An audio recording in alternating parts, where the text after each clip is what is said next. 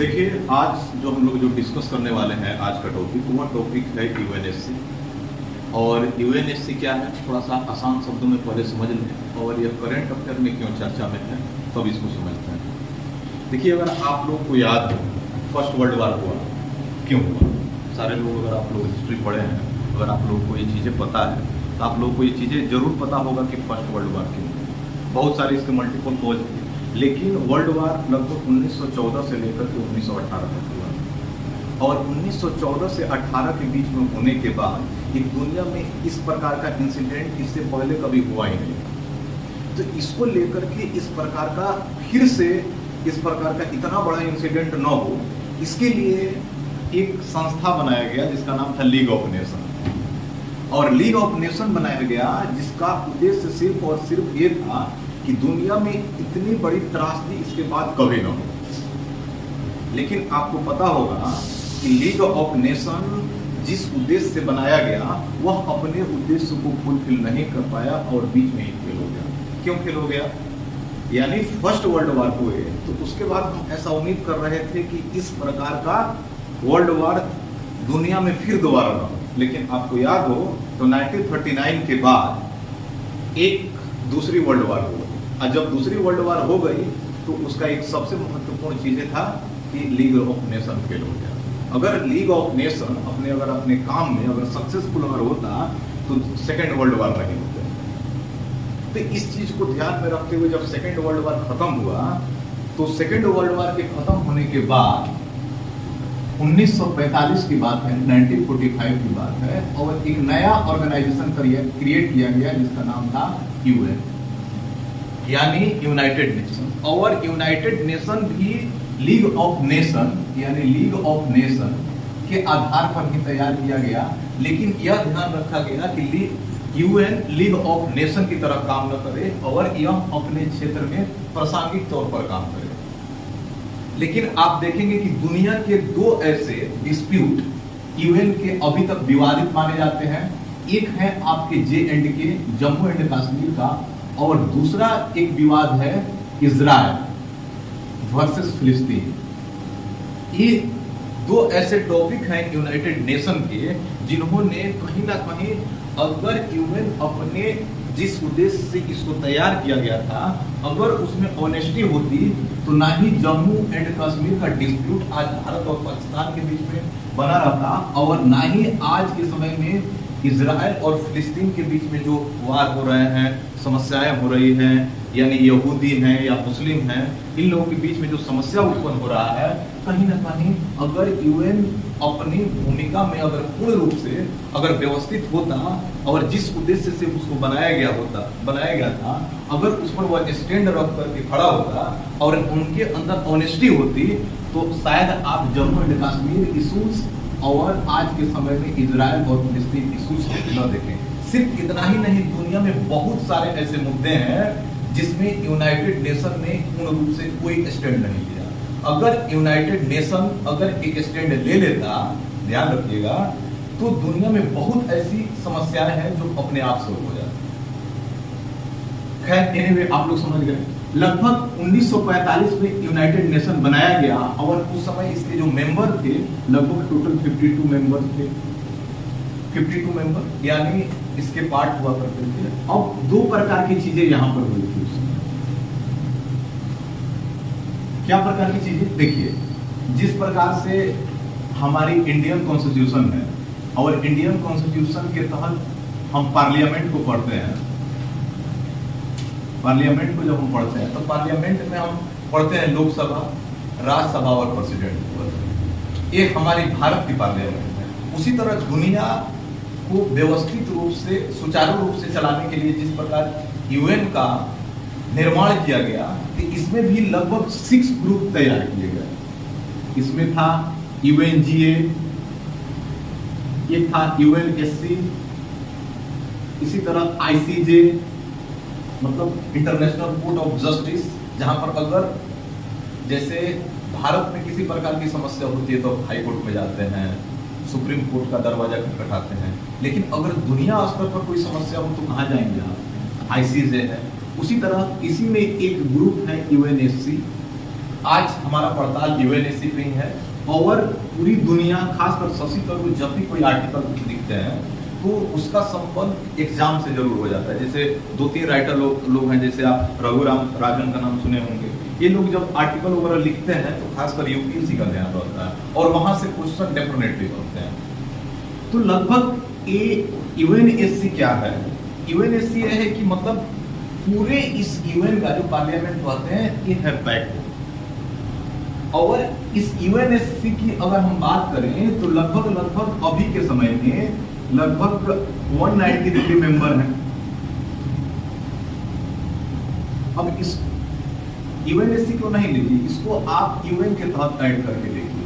193 member को UN के रूप में लिखिए और उसके एक सब टॉपिक है यूएनएससी। इसमें यूएनएससी में 2 प्रकार का कॉन्सेप्ट काम करता है, एक परमानेंट मेंबर और एक है आपके नॉन परमानेंट मेंबर। ध्यान से समझिएगा, थोड़ी सी मतलब जो लोग नए हैं इस चीज को समझना थोड़ा सा समस्या होगा, लेकिन मैं प्रयास करता हूँ कि चीजें पूरा क्लियर हो जाए। अब परमानेंट मेंबर में 5 देश हैं। बताइए 1945 में यूएनएससी बना तो उस समय वही 5 मेंबर थे जो आज भी वो 5 मेंबर हैं।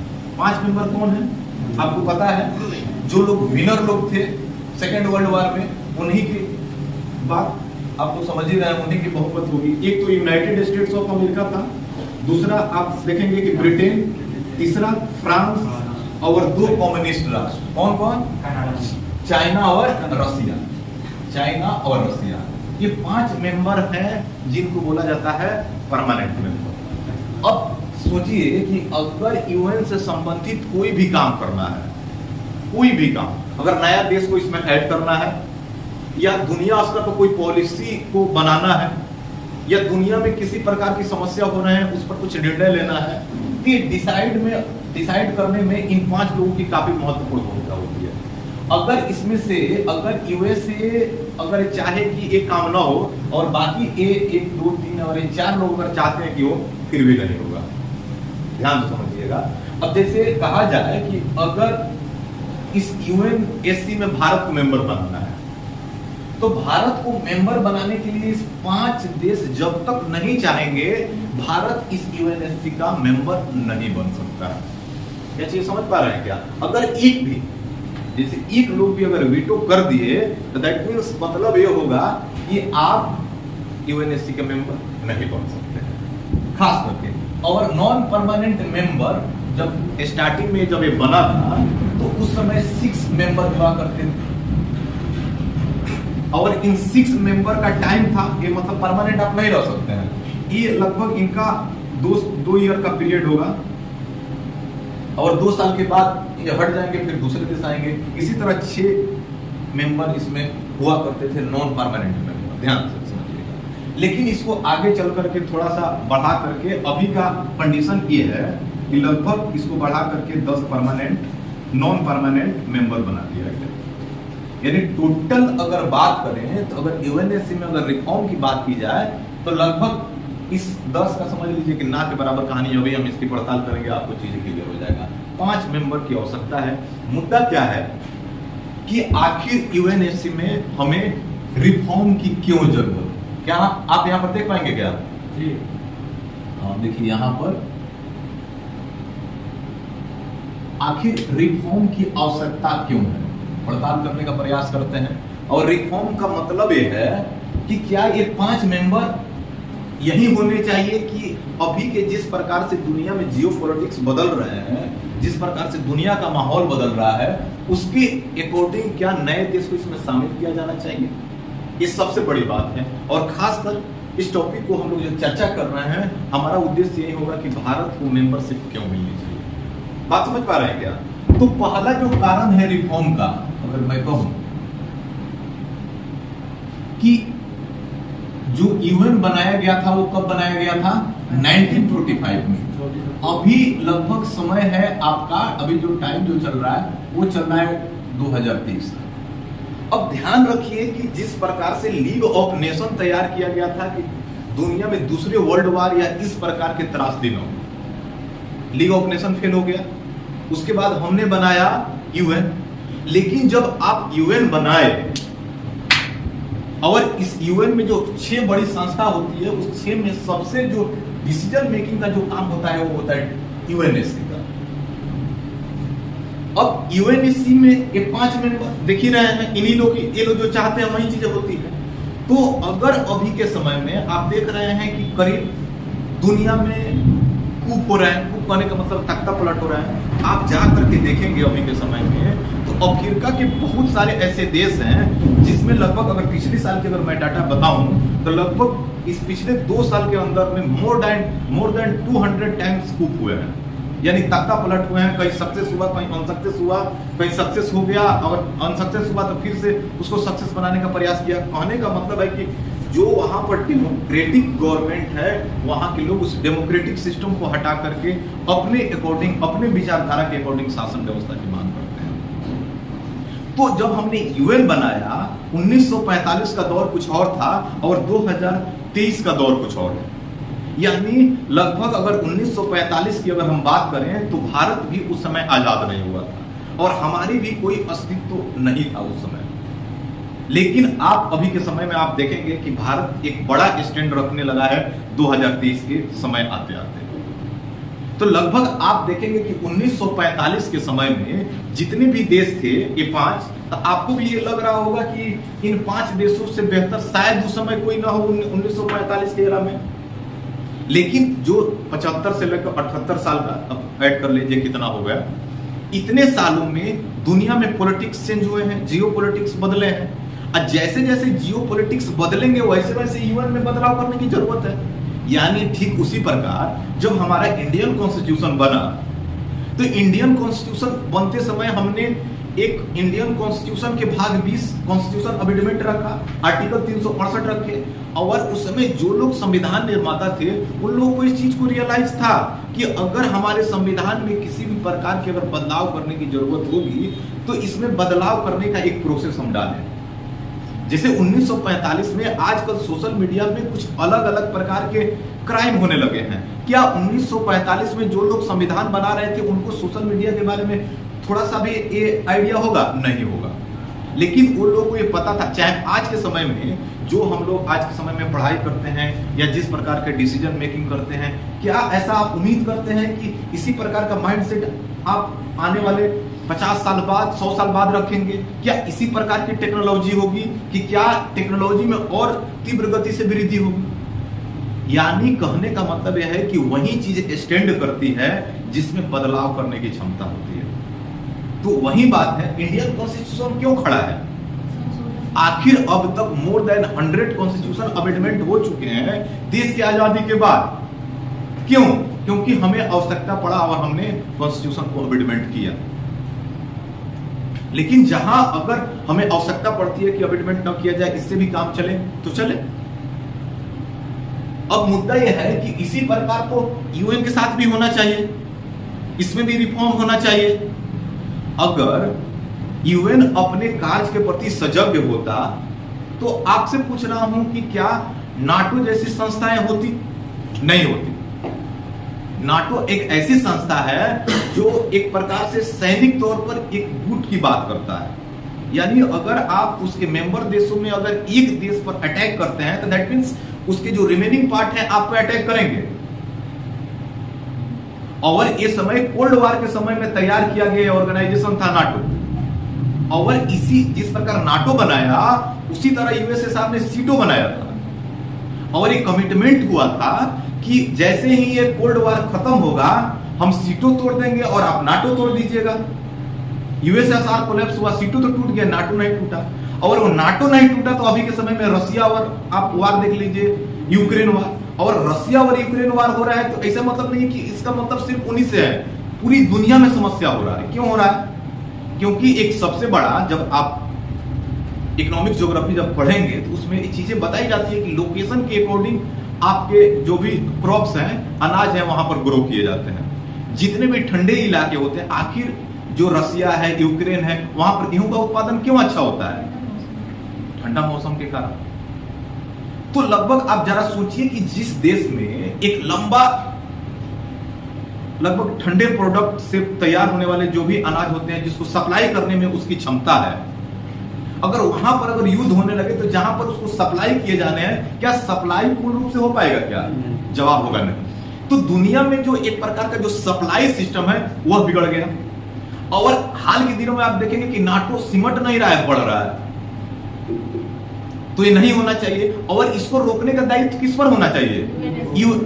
यूएन को होना चाहिए। अगर यूएन ऐसा नहीं कर रहा है तो इसका मतलब यह है कि यूएन अपने कार्य के प्रति क्या है, मतलब सजग नहीं है। और सजग न होने का सबसे बड़ा कारण क्या है कि इस जो डिसीजन मेकिंग जो 5 मेंबर है इसमें बदलाव करने की जरूरत है। यानी उसमें उस प्रकार के देश आए जिसमें एक अहम भूमिका निभाए। अभी के समय में जैसे आखिर जो क्यों हो रहा है, अभी के समय में इजराइल और फिलिस्तीन जो वार क्यों हो रहा है, क्या यहां पर अगर आप यूएन है तो आपका ये तो दायित्व बनता है कि आप बीच में जाकर मध्यस्थता करें, उनको रोकें। डेली बेसिस पर इतनी बड़ी इंफ्रास्ट्रक्चर को खत्म किया जा रहा है, लोगों को मारा जा रहा है, तरह तरह के उपकरण यूज किए जा रहे हैं, क्यों हो रहे हैं? इसे नहीं होना चाहिए। क्या चीजें समझ में आ रहा है मैं क्या कह रहा हूं? इसी प्रकार के अब एक तो पहला कारण आप लोग यहां पर समझ गए कि आखिर वो टाइम अब नहीं रहा 1945 का। अब परिवेश बदल रहा है, जो दुनिया है उसका जियोपॉलिटिक्स बदल रहा है। और जब जियोपॉलिटिक्स आपका बदल रहा है तो जरूरी है कि क्या हो, रिफॉर्म की भी आवश्यकता हो। क्या चीजें समझ में आ रहा है? कब हम रिफॉर्म नहीं करते? जब ये जिस उद्देश्य से तैयार किया गया था वह उद्देश्य को यह फुलफिल करता है। क्या चीजें समझ पा रहे हैं मैंने क्या कहा? दूसरी यहां पर यह है कि मतलब इक्वालिटी, अगर हिंदी इसकी अगर हम बात करें तो लगभग समान अनुपात, इक्वल प्रपोर्शन की बात करेगा, यानी समानुपातिक,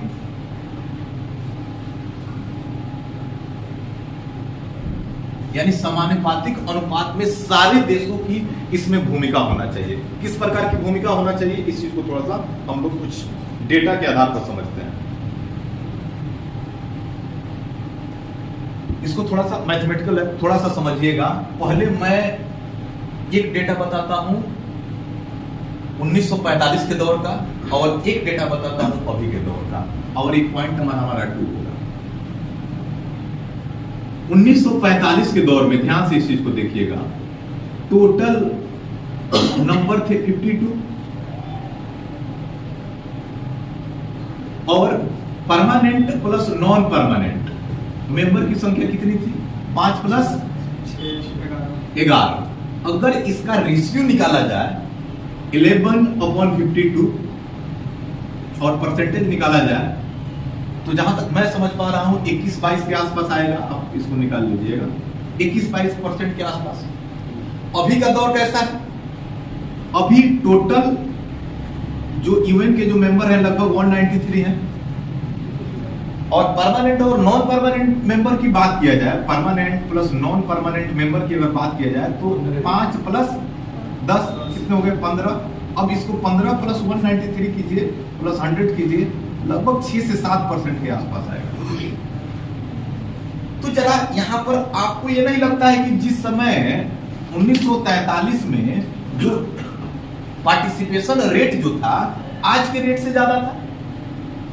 जबकि आपको ये सोचना चाहिए कि लगभग 1945 से अभी का जो मॉडर्न एरा चल रहा है उस कंडीशन के अकॉर्डिंग एक परसेंटेज ज्यादा होकर के 40% तक जाना चाहिए। तो पहला, दूसरा कंडीशन आप लोगों को मैं समझ पा रहा हूं कि समझ लिए होंगे। क्या पहला समझ लिए कि समय का बदलाव हो रहा है? दूसरा यह है कि प्रोपोर्शनलिटी चाहिए। जिस अनुपात में मेंबरशिप बढ़ रहा है यूएन का, उसी अनुपात में जो उस लायक देश हैं उस देश को क्या किया जाए, उसमें इन्वॉल्व किया जाए। क्या चीजें क्लियर हो रहा है सारे लोगों को?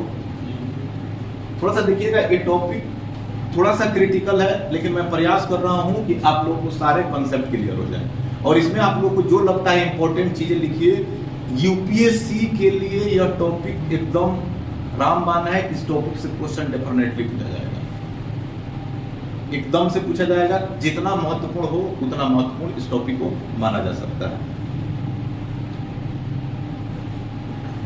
अगला पॉइंट अगर बात करें, यूएन का एक और गोल था कि हम लोग जो एटॉमिक एनर्जी जो बनाए जा रहे हैं, एटॉमिक एनर्जी 1945 के दौर में, कि दुनिया में एटॉमिक एनर्जी न बनाया जाए।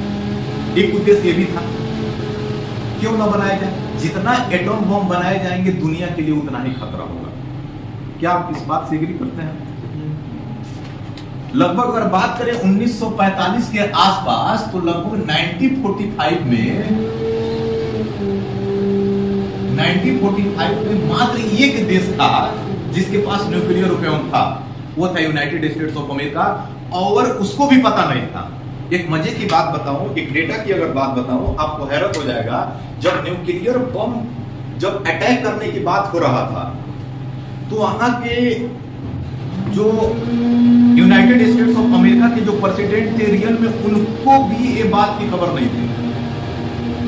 एक बहुत बड़ी एक आर्टिकल छपा था, उस आर्टिकल में हो सकते बात लिखी गई थी कि लगभग कितनी बड़ी ये प्लानिंग थी, जो हिरोशिमा और नागासाकी पर ये बम जो गिराए जाने थे अमेरिका के द्वारा, वहां के प्रेसिडेंट को भी पता नहीं था। और जब मीटिंग के लिए एक बार स्टैलिन और यूनाइटेड स्टेट्स ऑफ अमेरिका के जब प्रेसिडेंट जब मिले थे, और उस समय स्टैलिन ने पूछा कि आपको कुछ पता है कि आपके देश में न्यूक्लियर बन चुका है, तो रियल में उस समय जो प्रेसिडेंट थे यूनाइटेड स्टेट्स ऑफ अमेरिका की, उन्हीं को पता नहीं था। जबकि एक खुफिया एजेंसी के तहत जो यूएसएसआर के जो उस समय प्रेसिडेंट हुआ करते थे, जिनका नाम था स्टैलिन को ये बात पता था। तो स्टैलिन हंस रहा था अंदर ही अंदर कि वाह रे, यहाँ के मतलब प्रेसिडेंट की तुम्ही को पता नहीं है कि तुम्हारे देश में कितनी बड़े लेवल पर एटॉमिक एनर्जी तैयार किए गए हैं, और भविष्य में इसका प्रयोग भी किया जा सकता है। तो यूएन का ये भी उद्देश्य था कि लगभग आने वाले समय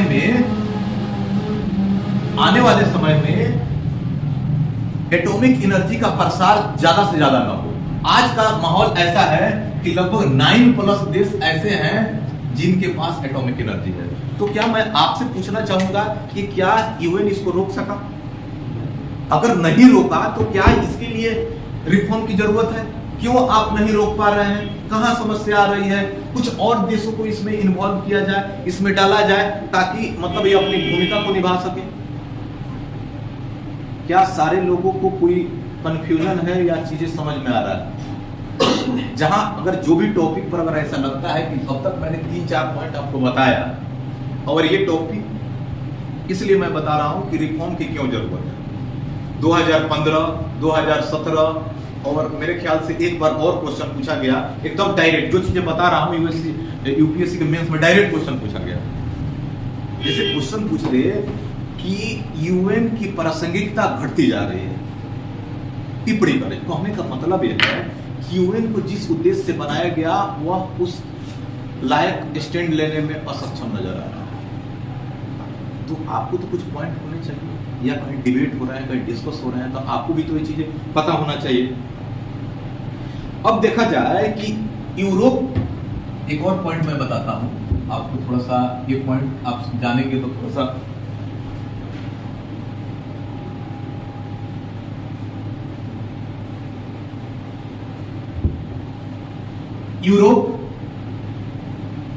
यूरोप का नाम आप लोगों ने सुना है। अगर टोटल दुनिया की अगर आबादी की बात करें, टोटल दुनिया की आबादी की बात करें, तो टोटल आबादी का 5% यूरोपियन लोग हैं। कितना? टोटल 5%, इससे ज्यादा नहीं होंगे।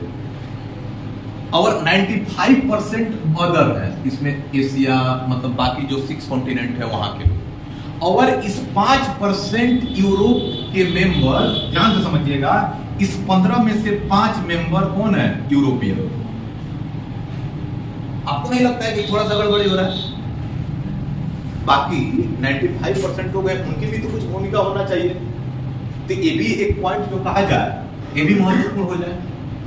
अगला पॉइंट क्या हो सकता है कि जैसे अगर हम इंडिया की बात करें, हम एक टॉपिक की भी चर्चा करेंगे, इंडिया को क्यों शामिल करेंगे। इंडिया की बात करें तो जैसे यूएन की एक होता है बुल्लो हेलमेट कहा जाता है। जितने भी 193 देश हैं जो अभी के समय में यूएन के, सारे देश अपने अपने देश से क्या करते हैं, सैनिक भेजते हैं कि दुनिया में अगर किसी प्रकार की समस्या हो रहा है तो उस समस्या से निपटाने के लिए। मजे की बात बताऊं कि टोटल थर्ड लार्जेस्ट, मतलब तीसरी सबसे बड़ी कंट्री इंडिया है, जो लगभग यूएन में अपनी सेना को भेजता है, जिसको जनरली ब्लू हेलमेट के नाम से जाना जाता है। तो बताइए कि लगभग अगर भारत की भूमिका अगर अच्छी नहीं होती, उतना हमारे पास इतना कैपेबिलिटी अगर नहीं होता, तो क्या हम जितने देश अपने सैनिक को वहां भेजते हैं दुनिया स्तर पर, तो हमारी अगर थर्ड स्तर पर अगर हम भेज रहे हैं तो कितनी बड़ी बात है। साथ ही जब आप देखेंगे कि इस यूएन के पास इतने सैनिक भी हैं, पैसे भी हैं, फंडिंग भी है, तो आखिर जो दुनिया में बड़े बड़े वार हो जा रहे हैं, कूप हो जा रहे हैं, आप अपने बगल में म्यांमार की कहानी देख लीजिए, अफगानिस्तान की कहानी देख लीजिए, पाकिस्तान की कहानी देख लीजिए, फाइनेंशियल क्राइसिस चल रहा है, आईएमएफ के द्वारा आपके छोटे भाई को लोन नहीं मिल पाता है, एपीटीएफ की लिस्ट में हमेशा निचले पायदान पर खड़े रहते हैं। क्यों रहते हैं? इसमें क्या यूएन की भूमिका नहीं नजर आती है क्या? उनको कुछ नहीं करना चाहिए क्या? कि क्या यूएन वही करता है जो ये 5 लोग चाहते हैं? सबसे महत्वपूर्ण चीज है कि क्या यूएन वही तो नहीं चाहता जो ये 5 लोग चाहते हैं? क्या चीजें क्लियर है सारे लोगों को?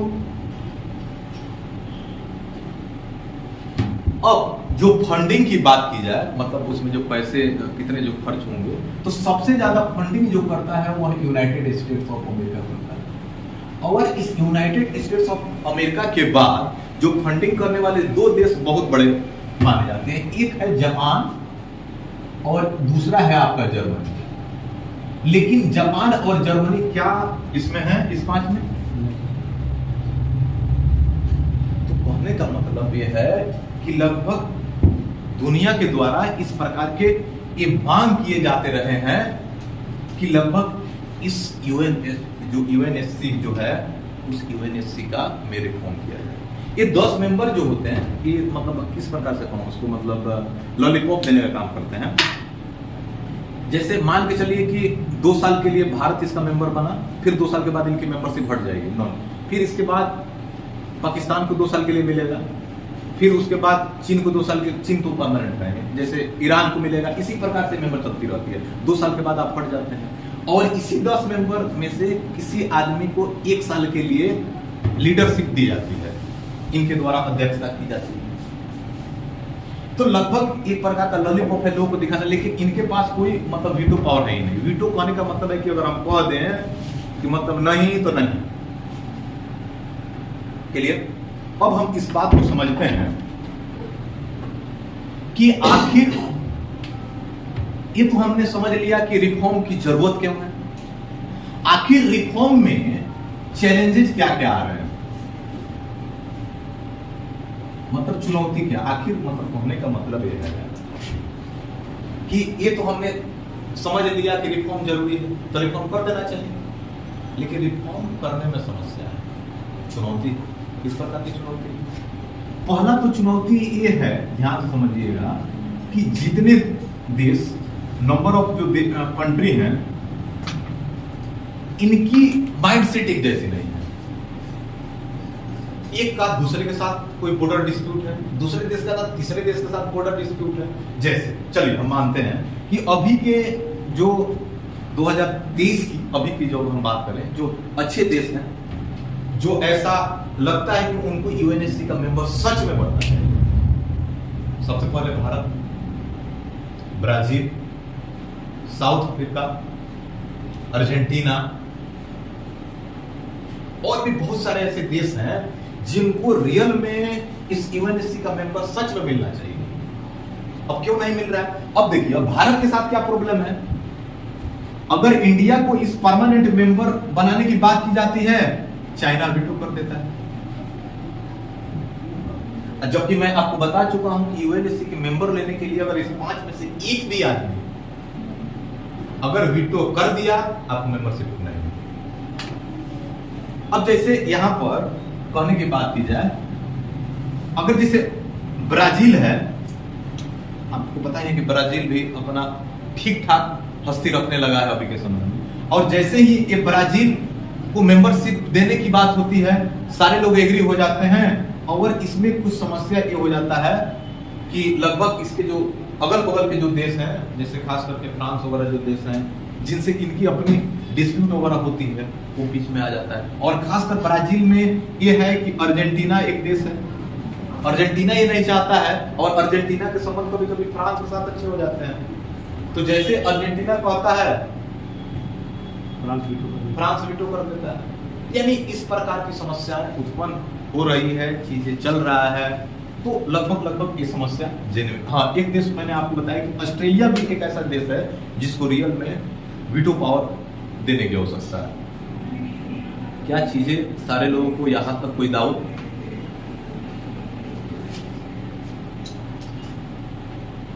अब दूसरा ये समस्या है कि जो रिफॉर्म करने का जो प्रोसेस है वो बहुत ही क्रिटिकल है। क्रिटिकल मतलब बहुत जटिल है। अब जटिल जैसे हम लोग भारत में जब कॉन्स्टिट्यूशन अमेंडमेंट पढ़ रहे थे तो मैंने कॉन्स्टिट्यूशन अमेंडमेंट के तहत 2-3 चीजें आपको बताया। एक चीज वो बताया था कि अगर नॉर्मल टॉपिक हो, नॉर्मल टॉपिक जैसे किसी स्टेट का अगर नाम बदलना है तो उसको सिंपल मेजोरिटी से पास कर लिया जाता है। कुछ ऐसे मुद्दे होते हैं जिसमें स्पेशल मेजोरिटी की जरूरत होती है, मतलब टोटल बहुमत का मतलब 2/3 जरूरत होता है। और कुछ ऐसे भी मुद्दे होते हैं कि मतलब स्पेशल मेजोरिटी प्लस आधे स्टेट के जो लेजिस्लेटिव असेंबली होता है, विधानमंडल होता है, उनकी भी सहमति की जरूरत होती है। जैसे आप बेरोजगारी के वगैरह पढ़े होंगे तो आपको ये चीजें कंसेप्ट क्लियर होगा। तो यहाँ पर क्रिटिकल मामला यह है कि देखिए 2 तरीके होना चाहिए। पहला तो होना चाहिए जो टोटल मेंबर हैं वो टोटल मेंबर का 2/3 सहमति। अब तो देखते हैं कि मतलब 2, 4, 5, 10 लोग होते हैं, उनकी माइंड सेटिंग कैसी नहीं होती। 193 देश का माइंड सेट कौन होता है? जैसे कोई कहेगा कि भाई यूएनएससी में रिफॉर्म किया जाए ताकि इस प्रकार की जो समस्याएं हो रही दोबारा ना हो, और कोई ये चाह रहा है 193 में से किस प्रकार के इंसिडेंट हो गए उनमें उनके हित विद्यमान है। इसे मैं कहूँ मैं पर्टिकुलरली कि बहुत सारे कुछ ऐसे देश होते हैं जो ये चाहते हैं कि वार होगा तब उनका वेपन सेल होगा। जब तक सेल नहीं हो, अब जैसे एक लंबे समय से लंबा युद्ध नहीं हुआ है तो सारे देश तो हथियार बना के तैयार हैं। सिपरी की रिपोर्ट आती है, सिपरी जो ये बताती है कि दुनिया में सबसे ज्यादा हथियार कौन खरीदता है, सबसे ज्यादा हथियार किसके पास है, वेपन किसके पास है। आप हर साल का डेटा उठा कर देखिएगा, एकदम धड़ल्ले से लोगों की लिस्ट लगी हुई है। तो भाई जब वार हो ही नहीं रहा है तो आप मतलब हथियार बना के चाह क्या रहे हो? एक आपके मतलब पड़ोसी देश ऊपर है, क्या नाम है उनका, किम जोंग उन। एक बार सैटेलाइट से मतलब चेक किया गया तो जहां जिस पर उनका पार्लियामेंट है वहीं लाइट जल रहा था, वहीं कहीं लाइट नहीं जल रहा था। कारण यह है कि इतनी गरीबी है और वो आदमी खाने के लिए कुछ नहीं है और वो एंटी कॉन्टिनेंटल बैलिस्टिक मिसाइल बनाता है। मतलब कहने का एंटी कॉन्टिनेंटल बैलिस्टिक मिसाइल का मतलब होता है कि एक कॉन्टिनेंट से दूसरे कॉन्टिनेंट में चलाया जा सके। खाने को लाले पड़ रहे हैं, हम बना रहे हैं मिसाइल। कितनी बड़ी समस्या है, आखिर क्यों हो रहा है चीजें? अगर चीजें बना तो कभी ना कभी यूज तो होगा। यानी कहने का मतलब यह है कि जब इस प्रकार की इतनी समस्याएं हो सकती हैं, सारे लोग की अपनी माइंड सेट अलग है। कहने का मतलब यह है कि कुछ लोग ये चाहते हैं कि मतलब वार हो, क्योंकि उनमें उनके हित मतलब विद्यमान होते हैं। दूसरी चीज यह है कि लगभग इस 5 मेंबर जो हैं कौन परमानेंट, इसमें से एक आदमी भी कहा ना तना। तो जरा सोच रहे हैं कि रिफॉर्म आसान, चाहे वर्ल्ड वार हो जाए चाहे कोई वार हो जाए, क्या चीजें क्लियर हो रहा है?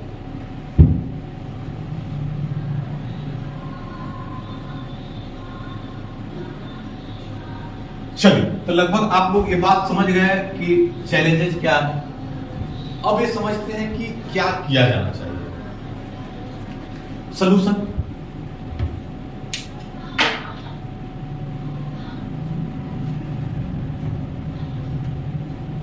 सब 2 चीजें अभी यहां पर समझेंगे। एक तो समझेंगे कि सलूशन, और कभी कभी एग्जाम में और खासकर आपसे भी डिबेट में आपसे भी लोग पूछ सकते हैं कि भारत को मेंबरशिप दी जानी चाहिए, और भारत को अगर मेंबरशिप दी जानी चाहिए तो क्यों दी जानी चाहिए? आपसे कोई भी क्वेश्चन पूछ सकता है।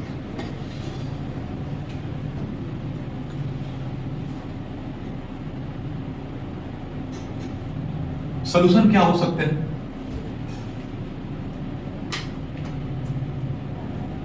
देखिए, ये सॉल्यूशन, इसमें मेरी कुछ पॉइंट होगी, और शशि थरूर जी ने जो बात कहा उसको मैं ज्यादा यहाँ पर तवज्जो दूंगा। उन्होंने क्या कहा, ये उनके द्वारा बोले गए बात है। उन्होंने कहा कि जो यूएनएससी के जो परमानेंट मेंबर हैं उनका वीटो पावर खत्म कर दिया जाए। किस मुद्दे पर? अगर रिफॉर्म करने की बात आए तो ये वो कहते हैं, और ये कहते हैं कि लगभग ये जो ये प्रोसेस जो है, मैंने बताया था कि जो 193 मेंबर हैं, इस 193 मेंबर का वो मतलब क्या कीजिए, स्पेशल मेजोरिटी रख दीजिए, यानी 2/3 कर दीजिए। यानी कहने का मतलब यह है कि सबसे ज्यादा प्रॉब्लम ये परमानेंट मेंबर वाले के वीटो की वजह से ही होता है, अन्यथा की स्थिति में नहीं होता। तो एक तो ये बात बोलते हैं कि भाई जो यूएनएससी के जो परमानेंट मेंबर हैं उनका जो वीटो खेलते रहते हैं, कभी शामिल ही नहीं होते हैं, अजीब अजीब मतलब हरकत होता है इन 5 देशों के खिलाफ, तो इनको काम कीजिए कि वीटो पावर ही खत्म कीजिए, तब आप यूएनएससी में या यूएन में आप रिफॉर्म करो। अन्यथा की स्थिति में 5 देश ऐसे हैं कि किसी न किसी देश के साथ उनके मतलब लफड़ा चलता ही रहता है। तो जैसे ही लफड़ा किसके साथ चलता है? जो हाईलाइट होते हैं, और हाईलाइट वही होते हैं जिन लोगों को मेंबरशिप मिलना चाहिए। एक बात बताइए, गाली किसको देता है लोग? जलस किससे होता है लोगों की? कभी समझे इस चीज को? मतलब ये ह्यूमन बिहेवियर की चीजें हैं। कभी किसी से आपने कभी भिखारी से किसी को जलते हुए आपने देखा है? ये ह्यूमन बिहेवियर सीखने की चीज जरूरत है। जब आप चीजें सीखेंगे तो आपको खुद रियलाइज होने लगेगा कि क्यों ऐसा हो रहा है। अगर आपके बारे में अगर कोई आपको कुछ गलत कह रहा है तो दैट मीन्स ठीक है। अगर आपके बारे में कोई चर्चा नहीं हो रहा है तो इसका मतलब है आप में कोई रिफॉर्म नहीं है। आपके बारे चर्चा 2 ही समय में होती है इंसान, या तो आप तरक्की कर रहे हैं या तो आप डाउन हो जा रहे हैं। और जब भी आपके बारे में जब चर्चा होती है तो उस पर विचार कीजिए कि क्यों हो रहा है। अगर निगेटिव है तो उस पर काम कीजिए कि आखिर ये चीजें निगेटिव हमने क्यों है, इस पर हम काम करें। अच्छा है तो उसको अपने ऊपर अहंकार में न लें, जबकि और पोलाइट बने और अपने द्वारा किए गए कार्य हमेशा गॉड को दें, तहजीब दें कि मेरे द्वारा चीजें नहीं हो रही है, ये ईश्वर के द्वारा हो रहा है। मैं ये नहीं कह रहा हूं कि किसी खास धर्म को लेकर के मेरा वो नहीं है। कहने का मतलब यह है कि जैसे ही इंसान अगर कोई काम करता है और काम करने के दौरान जैसे ही वह कहता है कि ये मेरे द्वारा ये बात की गई है, वैसे ही उस शब्द को अहंकार करता है। बहुत बड़ी इसकी ब्रॉड मीनिंग है। मैं इसलिए कह रहा हूं कि क्यों कहा जाता है, जैसे आप शास्त्र पढ़ेंगे, गीता पढ़ेंगे, तो उसमें बात कहा गया कि आप कोई भी काम को अगर सक्सेस लें तो उसका श्रेय अपने ऊपर बिल्कुल न लें। क्यों? क्योंकि जैसे ही अगर आप उसका श्रेय लेंगे वो अहंकार के रूप। जैसे आप देखते हैं कि आपका दोस्त ही है, अगर कोई काम किया आपको पता है कि आपके दोस्त ने इस काम को किया, आपको भी पता है, अगर वो दोस्त आपसे न कहे, आपको पता है, दूसरा कोई कहे तो आपको अच्छा लगेगा, लेकिन जैसे वो दोस्त कहेगा आपसे कि देखो ना मैंने ये अचीवमेंट कर लिया है, कितना हम अच्छा आदमी हो, जिस प्रकार बैटरी लो लिखता है ना, एकदम से कॉर्नर में जाकर के बैटरी लो, जो नोकिया 1100 आता था, ट्रिंग ट्रिंग करता था बीच में, या नोकिया 1110 आते थे, जितना फोन का आवाज नहीं आता था उतना बैटरी लो का आवाज आ जाता था, समझ रहे हैं? तो उसमें जो कॉर्नर में भी कहीं ना कहीं आपके दिमाग में आ जाएगा कि ये बात बोल करके इसमें ठीक नहीं किया। ये ह्यूमन बिहेवियर, इससे कोई अलग नहीं हट सकता। क्या चीजें समझ में आ रहा है? ठीक है, हम लोग थोड़ा सा कहां चलेगा, विषय से विषय अंतर हो गया। उसके बाद एक टाइम फिक्स किया जाए, एक टाइम फिक्स किया जाए, 10 साल, 5 साल, 20 साल, और उस टाइम इंटरवल के अकॉर्डिंग रिफॉर्म करने का टाइम फिक्स किया जाए। जैसे कहने का मतलब है कि लगभग 1945 से लगभग 2023 हो गए, अगर इसमें टाइम इंटरवल इसमें लिखा रहता कि आने वाले 20 इयर्स के बाद हम इसमें बैठक करेंगे और इसमें जो बदलाव होगी वो करेंगे। याद कीजिए रेगुलेटिंग एक्ट, क्यों हो सकता है? क्यों 20 साल के लिए वो बढ़ा दी जाती थी कि जब उस समय जब आवश्यकता लगेगा तो इसमें फिर बदलाव करेंगे और फिर आगे एक्सटेंड करेंगे। क्या चीज समझ में आ रहा है? तो एक टाइम फिक्स किया जाए और इस टाइम फिक्सेशन में सारे लोगों की सहमति हो, और जब तक सहमति नहीं होगी तब तक यकीन मानिए कि यूएनएससी में सुधार भूल जाइए। एक और पॉइंट आप इसमें से आप ले सकते हैं कि जैसे कुछ जो कंट्री हैं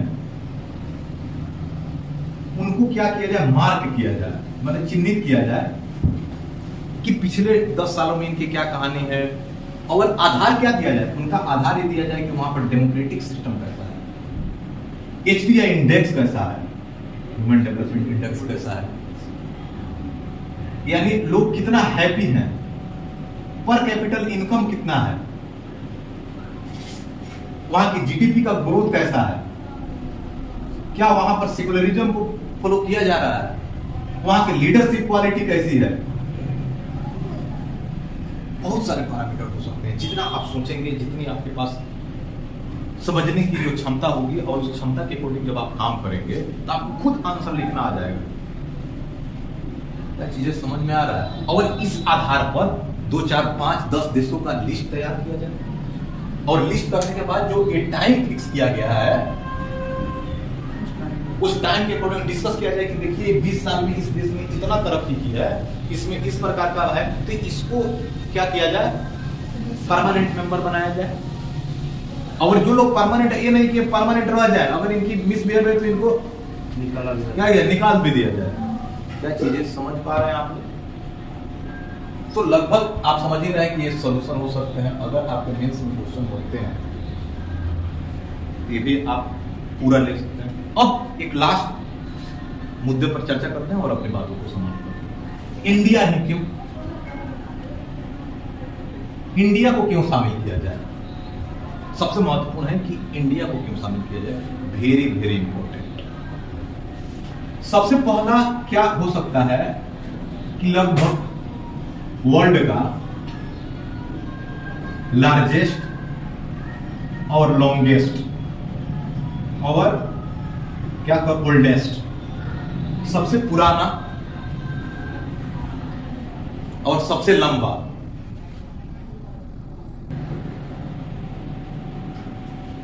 चलिए हमने बात किया पहला पॉइंट पे कि भारत को क्यों सदस्यता मिलनी चाहिए। हमने आपको बताया कि भारत सबसे पुरानी लोकतंत्र का जनक माना जाता है, सबसे बड़ा लोकतंत्र मतलब दुनिया की सबसे बड़ी आबादी भारत में रहती है, और भारत एक डेमोक्रेटिक कंट्री है।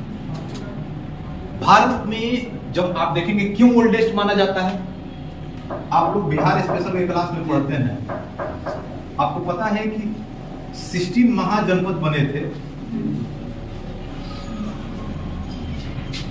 इस 16 महाजनपद में जो महाजनपद थे वह डेमोक्रेटिक थे। कौन कौन, किसी को याद है? नहीं, वज्जी और मल।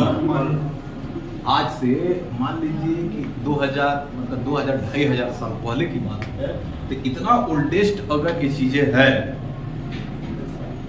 तो कहीं ना कहीं जो आदमी डेमोक्रेसी को इतना बेहतरीन तरीका से हमारे ब्लड में है, और यूएन भी बनाया गया था दुनिया में शांति का प्रावधान लाने के लिए, तो जो आदमी या जो देश या जहां के लोग इतने पुराने समय से डेमोक्रेसी को मानते आ रहे हैं, क्या वो गलत कर सकते हैं? पहला पॉइंट है। दूसरा एक कह सकते हैं कि लगभग पूरी दुनिया का लगभग 18% प्लस आबादी भारत का, अभी के डेटा के अनुसार ज्यादा भी हो सकता है, लेकिन मोटा मोटी लगभग 18% से ज्यादा आबादी भारत में निवास करती है। और जब भारत में निवास करती है तो हमारा भी कुछ राइट होना चाहिए। आप देखेंगे बिहार में कास्ट सेंसस हुए, जाति जनगणना, तो जाति के अनुसार राइट मिलने चाहिए। दूसरी तरह जब आप संख्या में है तो संख्या के अनुसार आपको, मैंने क्या बताया कि जैसे आप देखेंगे कि यूरोप की कहानी क्या है, टोटल आबादी का 5% है और इस 15 मेंबर में 5 मेंबर यूरोप का, वो क्या रहा है। अब जैसे और ये जो 10 मेंबर है, मैं बताना भूल गया, जो 10 मेंबर हैं, ये 10 मेंबर बदलते रहते हैं। जैसे अभी के समय में इक्वाडोर हो गया, अर्जेंटीना हो गया, और क्या बोलते हैं यूएई है, ये सारे मेंबर अभी के हैं। एक बार अगर आप लोग इस साल अगर एग्जाम देने वगैरह जा रहे हैं तो उसमें देख लीजिएगा कि क्या मेंबर कौन हो सकते हैं, ये बदलते रहते हैं। तो लगभग, और सबसे बड़ी बात है कि भारत में सबसे बड़ी जो कंडीशन है कि इंसान दो समय में उसमें बदलाव की स्थिति होती है। जब आप किसी समस्या में होते हैं, जब किसी आप एक मतलब क्या करें उसको, अच्छे दिन जब आपके पास होते हैं। और भारत को ये पता है कि जब हमारे पास समस्या होती है तो हम किसी पर डिपेंड नहीं होते। यानी कहने का मतलब है कि जब ब्रिटिशर्स हमारे ऊपर रूल कर रहे थे तो हम किसी के ऊपर जा करके बोझ नहीं बने हुए, हम अपना स्ट्रगल खुद कर रहे थे। और जिस समय, जब एंशिएंट टाइम की बात करें, जिस समय दुनिया में लगभग मगध जैसे राज्य का उत्थान था, अशोक जैसे महान शासक हुए, जिसको नेपोलियन बोनापार्ट का दर्जा किसको दिया था, किसको पता है? विक्रमादित्य। समुद्रगुप्त, जिसको विक्रमादित्य भी कहते हैं और समुद्रगुप्त भी, गुप्ता एम्पायर के समय में, हर्षवर्धन के समय में इतने बड़े बड़े शासक हुए, तो इन्होंने किसी के साथ कभी भी जुल्म नहीं किया। ऐसे से हमारे जो कंडीशन हुए, या प्लिनी एक राइटर हुआ एंशिएंट एरा का, लिखता है, रोम का था, वह रोता है लिखते समय में, मतलब जिस प्रकार से दादा भाई नौरोजी ने धन का निष्कासन का एक सिद्धांत दिया था, उसे मतलब ठीक है कि जैसे मान लीजिए कि भारत से कोई कंज्यूमेबल प्रोडक्ट किसी दूसरे देश में जाना है, कंज्यूमेबल मतलब यूज एंड थ्रो, जैसे यहाँ से बिस्किट गया तो बिस्किट का खत्म कर दिया, उधर से आया गोल्ड, तो गोल्ड आपके पास रह जाएंगे ना। तो यहां से भारत में उस समय इतना अच्छा से ट्रेड हो रहा था कि ट्रेड के समय में यहां से कंज्यूमेबल प्रोडक्ट यूरोप जाता था और वहां से सोने चांदी यहाँ पर मतलब गोल्ड मिनरल्स वगैरह आते थे। इसलिए प्लेनर होता है कि मतलब धन का निष्कासन इधर से उधर हो रहा है। और भारत एक ऐसा देश रहा है कि भारत में अगर दूसरे कम्युनिटी के लोग भी आए तो अल्पसंख्यक में आए और अल्पसंख्यक ही रह गए, और उनके अंदर भारत की संस्कृति ही विद्यमान हो गई। जैसे दुनिया में मुस्लिम डायनेस्टी जहां भी गया वहां पर मेजोरिटी में हो गया। भारत ही एक ऐसा देश था जहां पर वो अल्पसंख्यक बन के आए और अल्पसंख्यक में रह गए। चीजें समझ में आ रहा है? यानी मुस्लिम डायनेस्टी के लोग काफी हद तक देखेंगे कि क्रूअल होते हैं, लेकिन अकबर जैसे लोग भी यहाँ पर बर्थ हुआ। मोहम्मद बिन तुगलक जैसे लोग भी यहाँ पर स्टे किए और लोगों के लिए कल्याण की काम किए। तो लगभग भारत के लोगों की ये ब्लड में है कि हमें जब हम उत्कर्ष पर होते हैं तो हमको अपने आप को कैसे प्रेजेंट करना है, और जब हम खराब सिचुएशन से गुजर रहे होते हैं तो हमें ये भी पता है कि हम किसी के ऊपर बोझ नहीं होते। क्या चीजें समझ में आ रहा है? तो लगभग ऐसा नहीं है कि हम परमानेंट मेंबर बना दिया जाए तो चाइना वाला हरकत करें, यानी समझ रहे हैं ना? कहने का मतलब ये है, गेट बंद कीजिए पीछे से, इस प्रकार के हरकत ना हो, इसीलिए इस प्रकार का बताना। और अगला पॉइंट हो सकता है कि थर्ड लार्जेस्ट, हम वहां पर ब्लू हेलमेट के लोगों को वहां पर भेजते हैं। ये भी तो मतलब है कि भारत की डिमांड के लिए हो सकती है। और भारत एक ऐसा देश है जिसकी न्यूक्लियर पॉलिसी ही ऐसा पॉलिसी जिसे दुनिया में किसी भी देश के पास ऐसी पॉलिसी नहीं है। आप लोगों को मैंने बताया था भारत की न्यूक्लियर पॉलिसी कैसी है, ये नो फर्स्ट यूज, हम कभी भी पहले न्यूक्लियर बम का प्रयोग नहीं करेंगे। बाकी जितने भी, चाहे वो अमेरिका हो, चाइना हो, पाकिस्तान हो, जितने देश हैं, उनकी ये पॉलिसी कहीं नहीं लिखी गई है कि वो लोग पहले यूज कर सकते हैं कि नहीं, वो पहले भी यूज कर सकते हैं। यानी भारत न्यूक्लियर वेपन का प्रयोग तभी कर सकता है, ध्यान से सुनिएगा, जब भारत के ऊपर कोई अटैक करे। अन्यथा की स्थिति में कितना हो विचित्र परिस्थिति हो जाए, भारत न्यूक्लियर बम का प्रयोग नहीं कर सकता। क्या चीजें समझ में आ रहा है?